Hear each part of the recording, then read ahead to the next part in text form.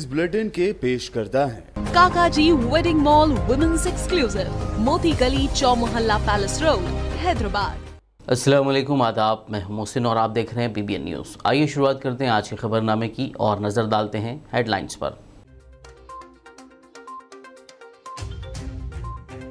वज़ीर-ए-आज़म नरेंद्र मोदी 26 मई को करेंगे हैदराबाद का दौरा। ISB की 20वीं यौम तासीस तकरीब में करेंगे शिरकत। पुलिस की जानिब से वसी तर सिक्योरिटी इंतजामात।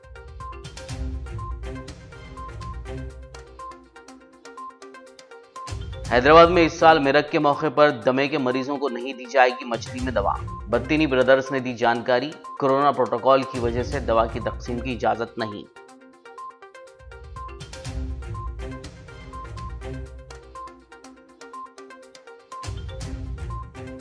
तेलंगाना के वजीर सेहत हरीश राव ने किया सिद्दीपेट का दौरा। सरकारी दवाखाने में रेडियोलॉजी हब का किया इफ्तिताह।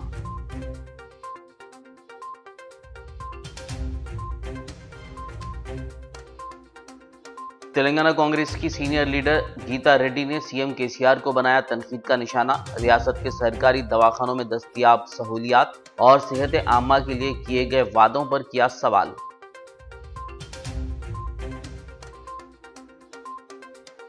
हैदराबाद के अंबरपेट SAR CPL में पुलिस और ट्रांसपोर्ट के इश्तिराक से पेट्रोल बंक का क़याम। तेलंगाना के होम मिनिस्टर महमूद अली ने DGP और दीगर के हमरा किया इफ्तिताह।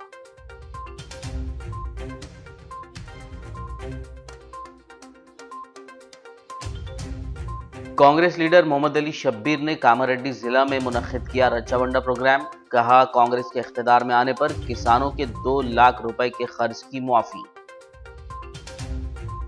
और अब खबरों की तफसील। वज़ीर-ए-आज़म नरेंद्र मोदी के दौरे हैदराबाद के सिलसिले में वसी तर सिक्योरिटी इंतजामात किए जा रहे हैं। वाज़ेह हो कि PM मोदी 26 मई को तेलंगाना के दारुल हुकूमत हैदराबाद में इंडियन स्कूल ऑफ बिजनेस यानी ISB की 20वीं यौम तासीस तकरीब में शिरकत करेंगे और तलबा से खिताब भी करेंगे। इस मौके पर वज़ीर-ए-आज़म शजरकारी करेंगे, यादगारी तख्ती की नकाब कुशाई अंजाम देंगे और ISB के माई स्टैम्प व खुसूसी लिफाफे को जारी करेंगे। तेलंगाना के वज़ीर आला के बेंगलुरु दौरे के पेश नज़र चीफ सेक्रेटरी सोमेश कुमार वज़ीर-ए-आज़म का इस्तकबाल करेंगे। पुलिस ने ट्रैफिक तहदीदात भी आयद कर दी हैं। बता दें कि अंदरून 3 माह वज़ीर-ए-आज़म का शहर हैदराबाद का ये दूसरा दौरा है। हैदराबाद में इस साल मिरक के मौके पर दमे के मरीजों को मछली में दवा नहीं दी जाएगी। ये बात बत्तीनी ब्रदर्स के गौरी शंकर ने बताई। उन्होंने कहा कि वो अपने आबा व अजदाद की रिवायात के मुताबिक हर साल दमे के मरीजों को हुकूमत के ताउन से हैदराबाद के नुमाइश ग्राउंड में मछली दवा तकसीम किया करते हैं, लेकिन जारिया साल कोरोना प्रोटोकॉल की वजह से हुकूमत ने दवा की तकसीम की इजाज़त पर आर्जी तौर पर रोक लगा दी है। उन्होंने दमे के मरीज़ों से ख्वाहिश की है कि वो दवा के लिए हैदराबाद ना आएं। तेलंगाना की हुक्मरान जमात TRS से राज्यसभा के उम्मीदवार D दामोदर राव और B पार्थसारथी ने पर्चा नामजदगी दाखिल कर दिया। असेंबली के रिटर्निंग ऑफिसर को इन दोनों ने पर्चा नामजदगी के कागजात हवाले किए। इस मौके पर रियासती वज़रा हरीश राव, प्रशांत रेड्डी, सविता इंद्रा रेड्डी, श्रीनिवास यादव, G कमलाकर समेत TRS के अरकान मुकर्रना भी मौजूद थे। तेलंगाना के वज़ीर सेहत हरीश राव ने सिद्दीपेट के सरकारी दवाखाने में रेडियोलॉजी हब का इफ्तिताह अंजाम दिया।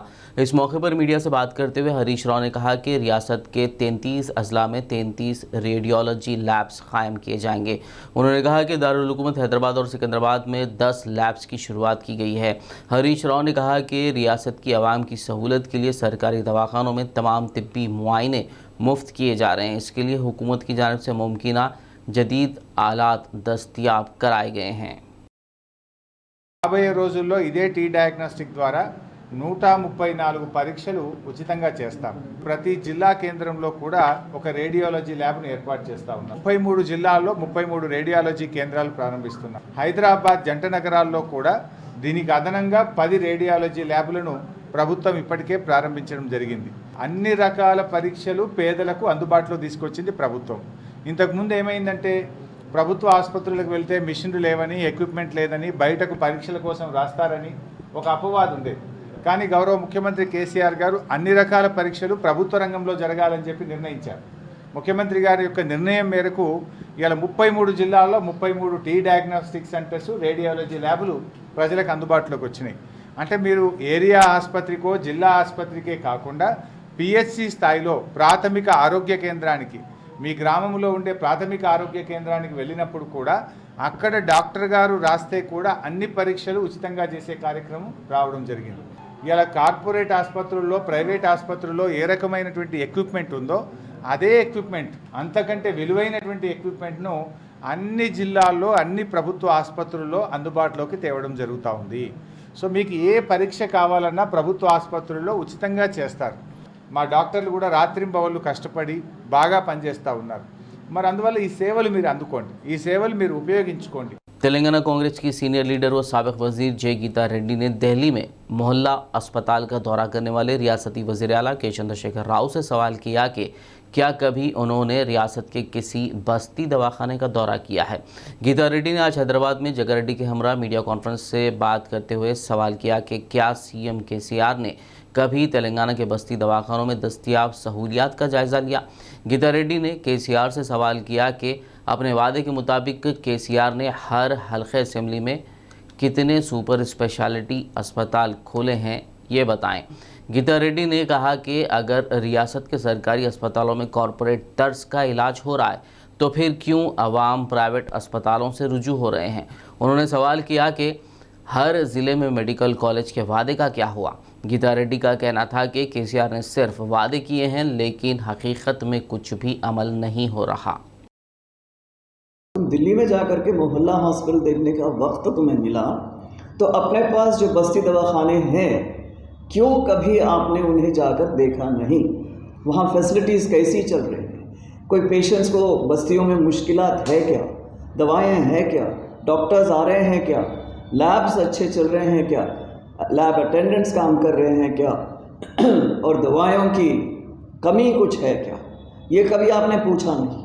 आप सिर्फ देश के दौरे में चल रहे हो क्योंकि आपको बहुत बड़ा प्राइम मिनिस्टर बनना है। खैर जो भी बनना है बनिए, प्राइम मिनिस्टर बनिए, राष्ट्रपति बनिए, हमें कुछ फ़र्क नहीं पड़ता, मगर आप यहाँ अपने ओन दवाखानों के लिए कुछ सोचते नहीं। और यहाँ पर मैं पूछना चाह रही हूँ, उन्होंने 2014 में कहा, उन्हीं का मैनिफेस्टो में उन्हें याद दिलाना चाह रही हूँ हमारी कांग्रेस की ओर से, कि आपने कहा था, मुख्यमंत्री ने कहा था कि हर कॉन्स्टिट्यूएंसी में हम हर डिस्ट्रिक्ट में एक मेडिकल हॉस्पिटल लेके आएंगे, सुपर स्पेशलिटी। तो सुपर स्पेशलिटी कहाँ लेके आए हैं, मैं पूछना चाह रही हूँ, कितने सुपर स्पेशलिटीज़ आए हैं। हर एक डिस्ट्रिक्ट में उन्होंने कहा कि speciality, super speciality will come in every district. जून में ये कहा था मैनिफेस्टो में, वो अभी तक पूरा नहीं हुआ। और कहा गया कि हर एक डिस्ट्रिक्ट में एक मेडिकल कॉलेज आएगा, मगर वो हुआ नहीं। अभी भी सिर्फ थोड़े ही वो लोग शुरुआत करने की कोशिश कर रहे हैं, मगर वो भी कभी पूरे होने की तो उम्मीद इस वक्त तो है नहीं। और मेडिकल कॉलेज के बारे में सोचना ही कैसे, उसके लिए फैसिलिटी होना चाहिए, फैकल्टी होना चाहिए, professors, assistant professors, associate professors, बाकी सिब्बंदी होनी चाहिए, लैब्स होनी चाहिए, लाइब्रेरीज़ होनी चाहिए, हॉस्टल्स होनी चाहिए। ये सब करना पड़ेगा एक मेडिकल कॉलेज लाने के बाद, और तब पता लगेगा कि लोगों ने इनकी जितना सोच करके क्या अभी 8 महीने 10 महीने बाकी हैं, 8 साल में अब जो कर नहीं पाए अभी करेंगे क्या। तेलंगाना के होम मिनिस्टर मोहम्मद महमूद अली ने अंबरपेट SAR CPL में पुलिस और ट्रांसपोर्ट महकमों के इश्तराक से कायम करदा पेट्रोल बंक का इफ्तिताह अंजाम दिया। इस मौके पर Telangana DGP Mahendra Reddy, Indian oil corporation के हुक्काम और दीगर मौजूद थे। अंबरपेट में जो है जो SAR CPL अंबरपेट का पेट्रोल पंप का जो इनाग्रेशन किया गया है, इसकी वजह से राचागुंडा के जितने व्हीकल्स हैं, क्योंकि तेलंगाना बनने के बाद हमारे ऑनरेबल CM साहब ने ख़ास तौर से पुलिस पर ख़ास तवज्जो दी। आज हमारी जो पुलिस है इंडिया में नंबर 1 पुलिस की तरह काम कर रही है, और पुलिस के व्हीकल्स कंटिन्यू पेट्रोलिंग करते रहते हैं। इससे यहाँ के लोगों को बहुत फ़ायदा होगा। यहाँ की गाड़ियों के लिए बहुत करीब यहाँ पर पेट्रोल पंप नहीं था, थोड़ा दूर जाकर लेना पड़ता था। इससे पहले हम ऑलरेडी 3 पेट्रोल पंप काम कर रहे हैं, ये 14 पेट्रोल पंप है। इससे यहाँ के जो भी राचागुंडे के जितने गाड़ियाँ पेट्रोलिंग करते हैं, यहाँ जितने व्हीकल्स हैं, इन तमाम को बहुत नज़दीक होगा, जिससे बहुत अच्छा होगा। खासतौर से पेट्रोल पंप के लिए हमारे DGP साहब जो महेंद्र रेड्डी साहब और हमारे DG फायर जो है संजय कुमार जैन के साहब और हमारे पेट्रोल पंप हुआ खासतौर से इंडियन ऑयल कॉरपोरेशन के राजेश साहब और तमाम ऑफिसरों को मैं मुबारकबाद देता हूँ। इससे बहुत अच्छा हमारे जो व्हीकल्स है वो बहुत कम वक्त में आके यहाँ से पेट्रोल लेके जा सकते हैं और हमारे सीएम साहब यही चाहते हैं कि हमारे गाड़ियाँ हमेशा घूमते रहें। मैं समझता हूँ इंडिया में अगर कहीं कोई स्टेट है वो तेलंगाना स्टेट है, जहाँ पर पुलिस मुस्तसिल व्हीकल्स पेट्रोलिंग करते रहते हैं। और जब भी आप 100 डायल करते हैं तो कई हमारे मीडिया फ्रेंड भी जो है प्रैक्टिकली 100 डायल कर दिखाती है लोगों को कि हमारी पुलिस 5 से 6 मिनट के अंदर वहाँ पहुँच जाती है, जिससे उनको जो भी डर खौफ होता है, कभी किसी जगह हरासमेंट होता है, जब 100 डायल करेंगे तो 2-4 मिनट देखे तक गुजर जाते हैं जब तक पुलिस आ जाती है। इसके लिए हमारी पुलिस के तमाम अहदेदारों को मुबारकबाद देता हूँ। तो हमेशा पुलिस डिपार्टमेंट को जो फैसिलिटीज़ प्रोवाइड होना चाहिए उसके लिए जो भी ज़रूरत है उसे पूरा करते हैं। तो इस पेट्रोल पंप से यहाँ के तकरीबन अतराफ की जो गाड़ी है 1/4 गाड़ियों को जो है इससे फायदा पहुँचेगा और पेट्रोल बहुत जल्दी मिल जाएगा और खरीद मिलेगा। तेलंगाना स्टेट आरटीसी के मैनेजिंग डायरेक्टर वीसी सज्जनार ने हैदराबाद के एबट्स इलाके में स्माइलिंग स्टार्स प्ले स्कूल का इख्तिताम दिया। इस मौके पर बात करते हुए उन्होंने वाज़ेह किया कि तेलंगाना स्टेट आरटीसी फ़िलहाल खसारे में है, इसे मुनाफा बख्श बनाया जाएगा। सज्जनार ने कहा कि आरटीसी इंतज़ामिया नुकसानात पर काबू पाने और मुनाफे की राह हमवार करने के लिए काम कर रही है। आरटीसी एमडी ने कहा कि कार्गो सर्विसेज को बेहतर बनाया जाएगा। आने वाले दिनों में इलेक्ट्रिक बसों, नई बसों और नई इस्लाहात के साथ आमदनी पटरी पर लाई जाएगी। చాలా నష్టాలు పడింది। ముఖ్యంగా కోవిడ్లో కావచ్చు, డీజిల్ రేట్ పెరగడం వల్ల ప్లస్ అదేవిధంగా మధ్యలో జరిగిన కొన్ని పరిణామం వల్ల మనకు చాలా ఇబ్బంది అయింది। గత సంవత్సరం దాదాపు 2200 కోటి నష్టము మనకు కావడం జరిగింది। సో దాని దృష్టిలో పెట్టుకొని మనము మన రూట్ రేషనలైజేషన్స్ కావచ్చు, అదేవిధంగా మన కార్గో సర్వీస్ ఇంప్రూవ్ కావడం, మన హాస్పిటల్ సర్వీస్ని ఇంప్రూవ్ చేయడం కూడా మనము ప్రయత్నం చేయడం జరుగుతుంది। మనము కొత్త బస్సెస్ వస్తే మనకు డెఫినెట్లీ మంచి ఉంటుంది। దాని దిశలో మనం టెండర్ కూడా పిలవడం జరిగింది। ఎలక్ట్రికల్ వెహికల్ బస్సెస్ కూడా తీసుకోవడం జరుగుతుంది। డెఫినెట్లీ వచ్చే రోజు ఈ యొక్క పోయిన నష్టం కూడా మనం అధిగమించుతూ మళ్ళీ మన లాభాన్ని తీసుకోవడానికి యాజమాన్యం కూడా కృషి చేయడం జరిగింది। స్కూల్ని ఒక యూజ్ చేసుకోవాలని చెప్పి నేను మరీ కోరుతున్నాను। అదేవిధంగా మన టీఎస్ఆర్టీసీ గత 1.5 సంవత్సరం నుంచి కార్గో సర్వీసెస్ని స్టార్ట్ చేయడం జరిగింది। దాదాపు 100 కోట్ల పైన మనము బిజినెస్ స్టార్ట్ చేశాను। మనము చాలా మంచి ఒక ఆదరణ దొరికింది ప్రజల నుంచి। మనం ఆల్రెడీ మన సమ్మక్క సారలమ్మ జాతరకు బంగారంని పంపడానికి కూడా మన అవకాశం కల్పించాను భక్తులందరూ కూడా। తర్వాత భద్రాచలం శ్రీరామనవమి సందర్భంగా కూడా తలంబ్రాల్ని మన వాళ్ళ ఇంటికి కూడా చేర్చడం జరిగింది। खबरनामे में फिलहाल लेंगे एक ब्रेक। मुलाकात होगी इस छोटे से ब्रेक के बाद।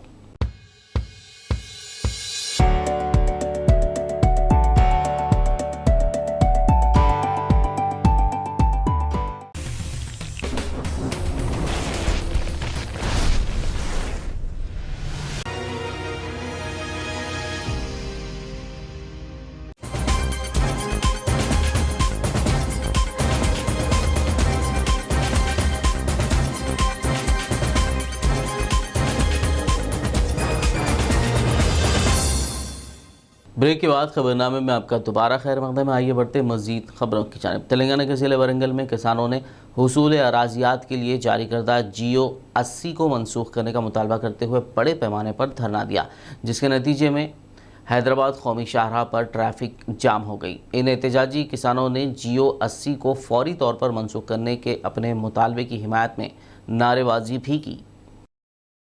तेलंगाना कांग्रेस के सीनियर लीडर व साबिक वज़ीर मोहम्मद अली शब्बीर ने ज़िले कामारेड्डी के भिकनूर मंडल के पेद्दामल्ला रेड्डी गांव में रक्षा बंडा प्रोग्राम मुनक़िद करते हुए किसानों से मुलाकात की। इस दौरान उन्होंने वरंगल डिक्लेरेशन के वादों के मुतालिक किसानों को वाकिफ़ करवाया। इस मौके पर मोहम्मद अली शब्बीर ने कहा कि राइतू डिक्लेरेशन में कांग्रेस ने किसानों से कई वादे किए हैं, जिसके तहत कांग्रेस के इख्तिदार में आने पर 2 लाख रुपए ज़रई ख़र्च मुआफ़ किया जाएगा। इंद्रम्मा किसान गारंटी स्कीम पर अमल किया जाएगा। किसानों को फ़ी एकड़ 15,000 रुपये माली इमदाद फराहम की जाएगी। इसके अलावा रोज़गार ज़मानत स्कीम पर भी अमल किया जाएगा। शब्बीर अली ने इस मौके पर किसानों से नाइंसाफ़ी करने पर टीआरएस हुकूमत पर खूब तनकीद की। మళ్ళీ నిన్నటి నుంచి షురు అయింది। నేను మొన్ననే సంగమేశ్వర్ పోయినా, నిన్న రాత్రికి ఒక దళితు రైతు సోదరుడు కళ్ళం మీదనే హార్ట్ అటాక్ వచ్చింది, చచ్చిపోయింది నిన్ననే। ఏం పేరయ్యా రాగెడ్లపల్లి సిద్ధిరాములు సంగమేశ్వర్ అతడు నిన్న హార్ట్ అటాక్ చనిపోగానే మొన్నటి వరకు టీఆర్ఎస్లో ఎక్కడ కనిపించలేదు. అది కనిపించగానే ఏడ గడబడవుతుందని ఆ శవానికి మాట్లాడుకుని రాత్రి ఫోటో కూడా తీయకుండా తీసుకొని పారిపోయిను. అలాంటి ఫస్ట్ ఉన్నారు దొంగతనం చేస్తున్నారు టీఆర్ఎస్ కార్యకర్తలు దాంట్లో ఫస్ట్ ఉన్నారు. కేసీఆర్ ఇప్పుడే మన ఒక రైతు చెప్పిండు, రాజు చెప్పిండు, రైతులకు మేము వరి వేసుకుంటే వరి వేయొద్దు అని ఆయనే చెప్పే. ఆడ కేసీఆర్ ఇక్కడక్క చంచలు వాళ్ళ టీఆర్ఎస్ వాళ్ళు వేయొద్దు మా అన్న అద్దన్నట్టు. ఓడరా మీ అన్న పీకుడు కాడు వాడు అద్దంటే ఇప్పుడు మా కడుపు మీద కొట్టినాం కదా. ఇప్పుడు ఎవరు తెచ్చిస్తారు? 30% మంది ఇవాళ రైతులు వరి వేసుకోలేదు, భయానికి కొన్నాడట అంటే ఇవాళ అదే రాజు చెప్పినట్టు రేవంత్ రెడ్డి గారు, షబ్బీర్ అలీ గారు కల్లం తిరిగి ఎట్లా బిడ్డ. जमात इस्लामी हिंद विकाराबाद यूनिट शोबे ख़वातीन के ज़ेर एहतमाम विकाराबाद में वाक़ इस्लामिक सेंटर में ईद मिलाद प्रोग्राम मुनक़िद किया गया, जिसमें नायब सदर डॉक्टर आयशा सुल्ताना ने मेहमान खुसूसी के तौर पर शिरकत करते हुए खिताब किया। इस मौके पर Vikarabad municipal chairperson Manjula Ramesh, market committee chairperson Muddipa, ख़वातीन काउंसलर्स, जमात इस्लामी हिंद ख़वातीन विंग की अरकान और ख़वातीन क़ायदीन ने शिरकत करते हुए खिताब किया। इस मौके पर मुकर्रीन ने कहा कि जमात इस्लामी हिंद ने गंगा जमनी तहजीब को बरकरार रखने के लिए मुल्क भर में भाईचारे और मजहबी हमांगी को फ़रोग़ देने में अहम किरदार अदा किया है। ఎంత బాగా చేసి మీ అందరూ ఫ్యామిలీని చూసుకుంటూ దినమంతా ఉపవాసం ఉండి ఓన్లీ నైట్లో మాత్రమే తిని నాకు చాలా బాగా అనిపించింది. దానికి ఈద్ మిలాద్ అంటే ఆత్మీయ సమ్మేళనం చేసుకుంటున్నాం అంతా, మీరు రావాలి అని అన్నప్పుడు నేను తప్పకుండా వస్తానమ్మా నేను మాట్లాడడం జరిగింది. అయితే ఇందాక సుల్తానా గారు చాలా బాగా చెప్పారు. భారతదేశం ఎట్లుందంటే ఇప్పుడు ప్రపంచంలో చాలా దేశాలు ఉన్నాయి. మన భారతదేశం ఎట్లా ఉందంటే మనం గర్వంగా చెప్పొచ్చు. ఏమని అంటే ఈ మతం ఆ మతం అని కాదు, అన్ని మతాల వాళ్ళు, హిందూ, ముస్లిం, సిక్, ఇసాయి అందరు ప్రతి ఒక్కరు, అంటే వీళ్ళు ఎక్కువ వీళ్ళు తక్కువ అని కాకుండా అందరూ కలిసి బతుకున్న ఏకైక దేశం మన భారతదేశం. అవునా కదా? గట్టిగా చెప్పండి. అంటే మనం గర్వంగా చెప్పుకోవచ్చు అనమాట. స్పెషల్గా మన వికారాబాద్ గురించి అంటే ఎప్పుడైనా మన దగ్గర హిందూ ముస్లిం ఎప్పుడైనా గొడవలు అవుతాయా? అస్సలు కావు. ఎందుకు అంటే మన జనాలు అనేది చాలా మంచిగా ఉన్నారు అనమాట. నేను కరోనాలో చూసిన, అసలు కరోనా అనేది ఎప్పుడు మనం పేరు విన్నామా? ఎప్పుడు వినలేదు. ఫస్ట్ టైం అంటే మేము ఫిబ్రవరిలో మేము చైర్మన్ కాగానే మార్చిలో ఒక 1 month కూడా లేకుండా ఎంబడే వచ్చేసింది కరోనా. ఇప్పుడు మనకి జ్వరం వస్తే జ్వరంకి ఏం టాబ్లెట్ తీసుకోవాలో తెలుసు, మా డాక్టర్ మనకి ఇంకా బాగా తెలుసు. కానీ కరోనా ఎట్లా వచ్చిందంటే అసలు అది ఎలాంటి వైరస్, దానికి ఎలాంటి టాబ్లెట్ తీసుకోవాలి అది కూడా మనకు తెలియదు. దాని మీద రీసెర్చ్ చేయడానికి సంవత్సరం పట్టింది. ఆ సంవత్సరంలో ఎన్ని మరణాలు చూసినాం మనం. అసలు పొద్దున్న లేవాలి నాకైతే భయం వేస్తుంది. అంటే నేను మున్సిపల్ చైర్మన్ కదా, ప్రతి ఒక్కటి అంటే ఎక్కడ ఎన్ని కేసెస్ వచ్చినాయి, ఎంతమంది డెత్ అయింది అనేది ముందు మాకు ఇన్ఫర్మేషన్ వస్తుంది కదా. आरमूर म्यूनसिपल कमिश्नर जगदीश्वर गौड़ ने शहरियान को घरों की तामीर से पहले म्यूनसिपल परमिशन हासिल करने का मशवरा दिया। बसूरत दीगर म्यूनसिपैलिटी की जानिब से कार्रवाई का सामना करने का इंतबाह दिया। उन्होंने प्लॉट खरीदने वालों को मशवरा दिया कि वो सिर्फ लेआउट्स वाले वेंचर्स में ही प्लॉट्स खरीदें और तामीर से पहले मुनासिब इजाज़तनामे हासिल करने। इसके अलावा आरमूर म्यूनसिपल कमिश्नर ने शहर में पार्किंग के मसले पर भी बात की। उन्होंने कहा कि होटलों और तिजारती इदारे वालों की जिम्मेदारी है कि वो अपने इदारों या होटलों के सामने पार्किंग का इंतज़ाम कर लें। ट्रैफिक मसाइल या दुश्वारियों पर जुर्माने का सामना करना पड़ेगा। वहीं उन्होंने आरमूर में वाक़े होटलों और रेस्टोरेंट्स को अपने किचन में सफाई का ख़ास ख्याल रखने का भी मशवरा दिया। ఆర్మూర్ పురపాలక సంఘంలో అంటే ప్రజలకు తెలియజేయనిది ఏమనగా, ముఖ్యంగా కన్స్ట్రక్షన్ కట్టుకునేటప్పుడు మున్సిపల్ పర్మిషన్ తీసుకుని కట్టుకోవాలా. ముఖ్యంగా లేఅవుట్ ల్యాండ్లోనే కొనుక్కొని కట్టుకోవాలా. ఎందుకంటే డబ్బు పైసా జమ చేసి మనం ఇల్లు కట్టుకుంటున్నాం. ఇప్పుడు టీఎస్బీ పాస్ అనే చట్టం బాగా స్ట్రిక్ట్గా వచ్చింది. ఈ ఇల్లు కన్స్ట్రక్షన్గానే వితౌట్ పర్మిషన్ తోటి కట్టుకున్న తర్వాత కూడా కూల్చేయడం జరుగుతుంది. మీరు గతంలో చూశారు, 3 సీజ్ చేయడం జరిగింది.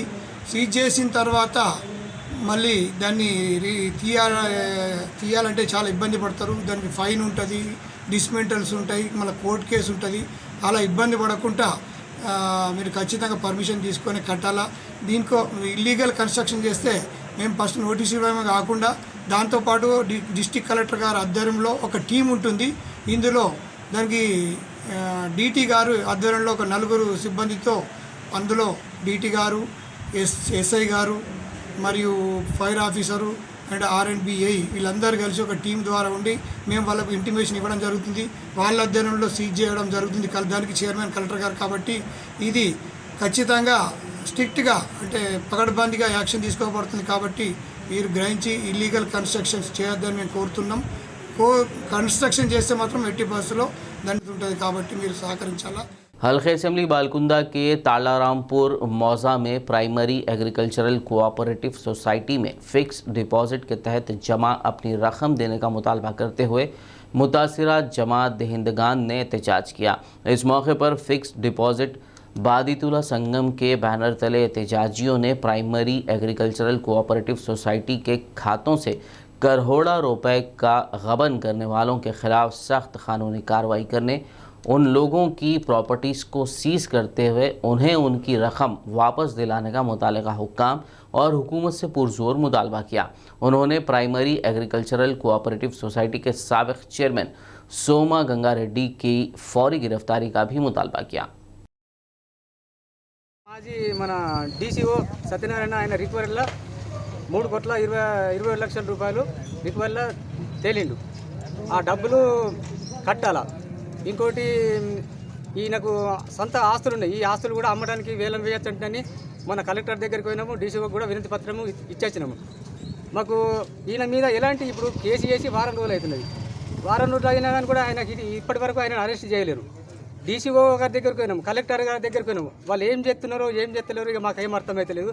మాకు ఎటు దిక్కు మాకు న్యాయం ఎట్లా జరగాలో ఏం కథ మాకు కనీసం ఇప్పటికైనా కానీ ప్రజలందరి దృష్టికి తీసుకెళ్ళాలంటే మన విలేకరుల సమక్షంలో అన్నా కానీ మేము నిరసన తెలియజేస్తే మరి ఇప్పటికైనా కానీ అధికారులు స్పందించి దీనికి ఏదైనా తగిన వాళ్ళ మీద తగిన యాక్షన్ తీసుకొని మా డిపాజిట్దారులకు కొద్దిగా ఏమైనా న్యాయం చేస్తారేమన్న ఆశతోని, ఈ చిన్న ఆశతోని మేము ఇట్లా చేస్తున్నాం. దయచేసి ఇప్పటికైనా కానీ కొంచెం అధికారులు మా మనవి విని మేము ఎంతో ప్రతి పైసా కష్టపడి సంపాదించుకున్న పైసలు సార్ ఇప్పుడు ఒక రూపాయి తీసుకుందామంటే మాకు తీసుకునే అవకాశం లేకుండా చేసిండు. ఇటువంటి దోషులని ఎందుకోసం వదిలిపెడుతున్నారు?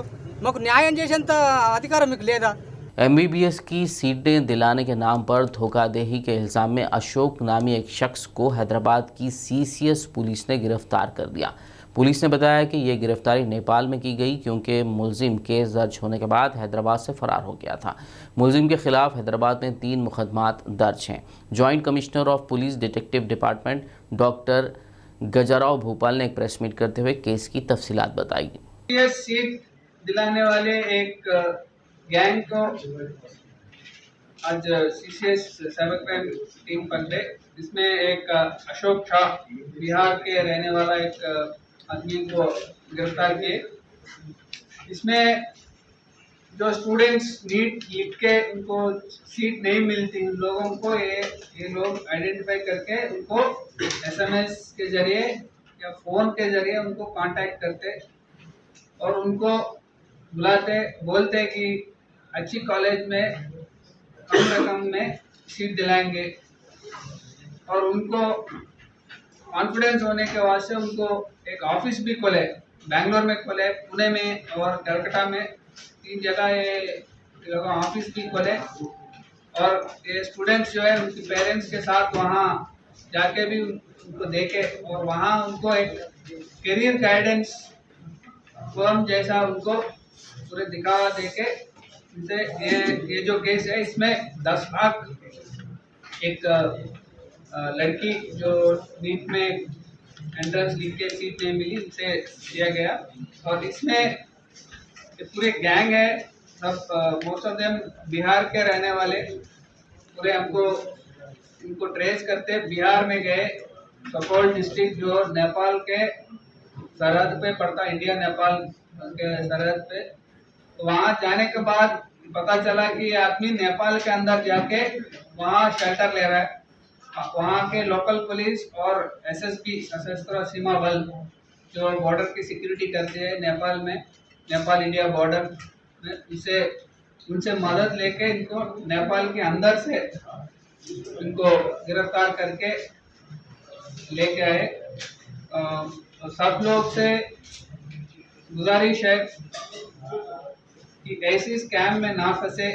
जो कॉलेज ये लोग बता रहे हैं इसमें Kempegowda institute of medical science Bangalore का बहुत प्रेस्टिजियस कॉलेज है। वहाँ पे आप पहले उनको स्टडी कीजिए, उनका रिक्रूटमेंट कैसा होता है, उनका एडमिशन कैसा होता है, आप पहले उनको जानकारी करके आप आगे प्रोसीड करना। सभी पेरेंट्स या स्टूडेंट्स ऐसे लोग जो ऑफिस लगा के लोगों को चीट करते हैं, 10 लाख में एक सीट उनको दिलाने वाले, उनको बातें बोल के उनको चीट कर रहे हैं।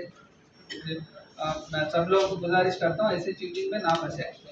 और इसमें रविंदर, कांस्टेबल्स महेश, फिरोज, गड्डम महेश, गजेश्वर, पूरे लोग वहाँ बिहार और नेपाल जाके इसमें अच्छे काम किए। इसमें under supervision of ACP KVN Prasad, सब लोग को सीपी साहब की तरह से। हैदराबाद की CCS special west zone crime team ने मोटरसाइकिल चोर अब्दुल्ला पाशा साकिन किंग कोठी पेशा रैपिडो ड्राइवर को गिरफ्तार करते हुए उसके पास से 3 मोटरसाइकिलें बरामद कर ली। Joint commissioner of police detective department Gajarao Bhupal ने एक प्रेस मीट करते हुए केस की तफसीलात बताई।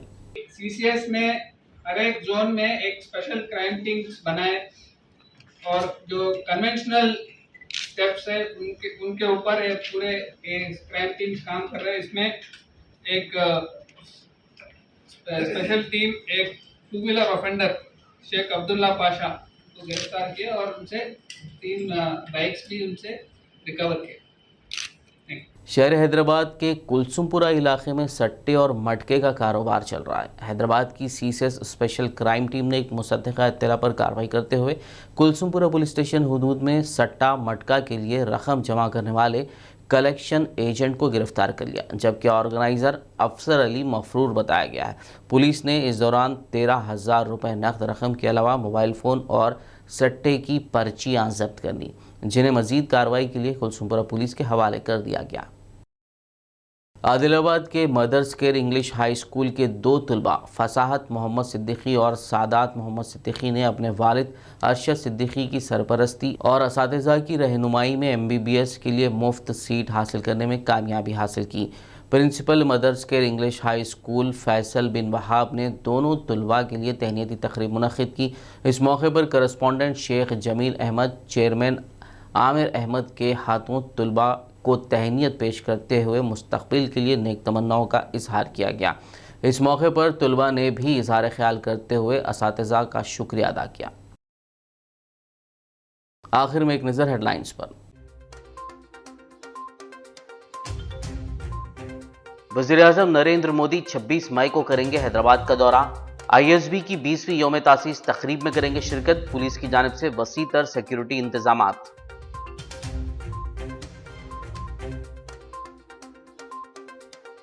हैदराबाद में इस साल मिरक के मौके पर दमे के मरीजों को नहीं दी जाएगी मछली में दवा। बत्तीनी ब्रदर्स ने दी जानकारी। कोरोना प्रोटोकॉल की वजह से दवा की तकसीम की इजाजत नहीं।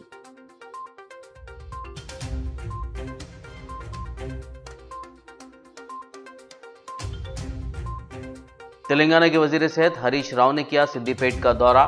सरकारी दवाखाने में रेडियोलॉजी हब का किया इफ्तिताह।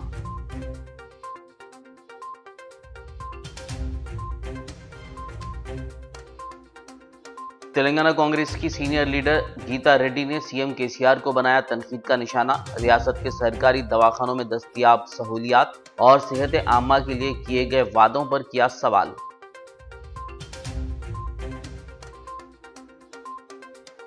हैदराबाद के अंबरपेट SAR CPL में पुलिस और ट्रांसपोर्ट के इश्तिराक से पेट्रोल बंक का क़याम। तेलंगाना के होम मिनिस्टर महमूद अली ने DGP और दीगर के हमरा किया इफ्तिताह।